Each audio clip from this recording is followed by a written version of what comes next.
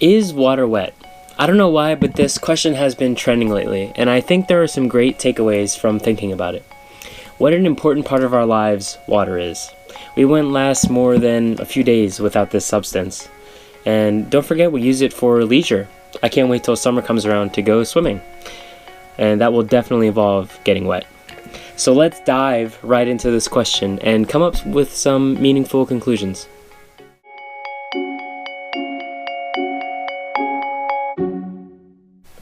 While this question is probably more philosophical than scientific, I'll provide some interesting perspectives so you can think differently on it. First, we need to define the question. What does it mean for something to be wet?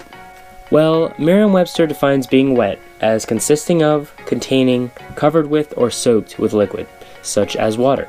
By this definition, water absolutely consists of water, so it must be wet, right? But wait, water makes things be wet, so how can water itself be wet?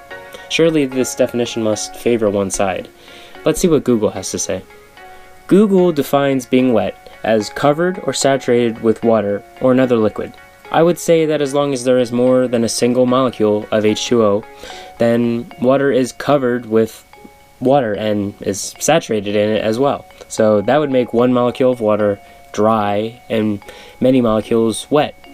But wait, does something that can be wet also need to be dry? You can't really dry water, or can you? Now this brings up the other half of the question, which I think often gets overlooked. What is water? So water is H2O, right? 2 molecules of hydrogen, 1 molecule of oxygen, bonded together. Does it have to be at room temperature? Is ice water? It's still molecules of H2O, right? Just frozen this time.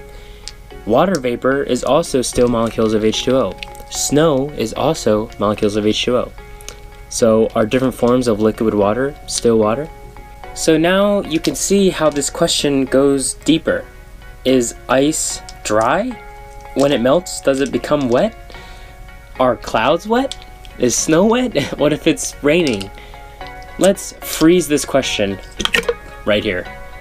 I think this question melts down to an important issue with our mindset.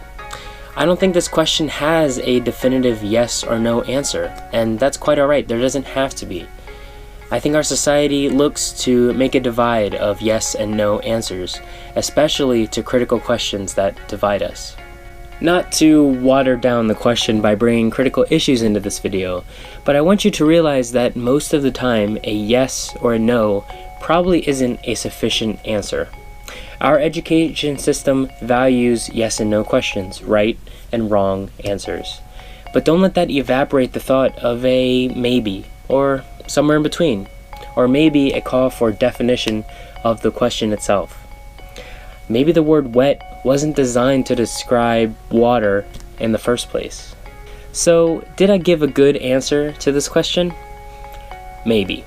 In the end, a lot of questions don't have clear answers, and what may be clear to some can be rather foggy to others. But that's fine.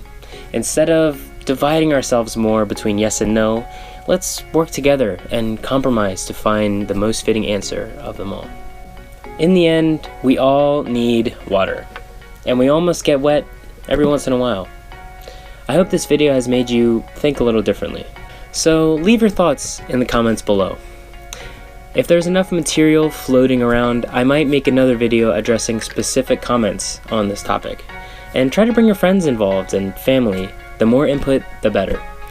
Try as often as you can to wet your mind with new ideas.